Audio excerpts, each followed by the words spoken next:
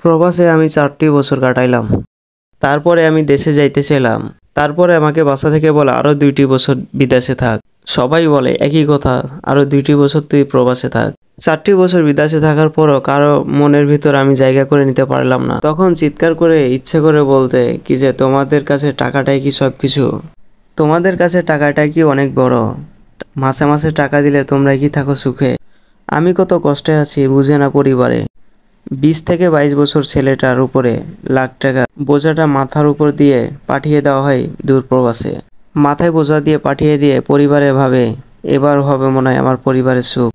ফ্যামিলির কেউ মারা গেলে আসতে পারে না সে, এর চেয়ে কষ্ট কি হতে পারে? আসতে পারে না লাস্টের পাশে। দূরপ্রবাসে এতদিন থাকার পর দূরপ্রবাসে থাকার পর বাড়ি ফেরাটাই স্বপ্ন হয়ে থেকে যায়। প্রবাসীদের কোনো স্বপ্ন পূর্ণ হয় না, শুধু একটাই স্বপ্ন পূর্ণ হয়। একটি স্বপ্ন শুধু পূর্ণ হয়, সেটা হচ্ছে পরিবারকে সুখে রাখার স্বপ্ন। প্রবাসীদের কষ্টের কথা কেউ শুনতে চায় না।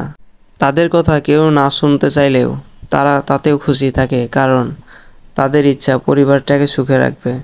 পরিবারটা সুখে রাখার জন্যেই তারা অনেক খুশি থাকে। নিজের পরিবারের স্বপ্নের বিনিময়ে নিজের স্বপ্নগুলো উড়িয়ে দিচ্ছে।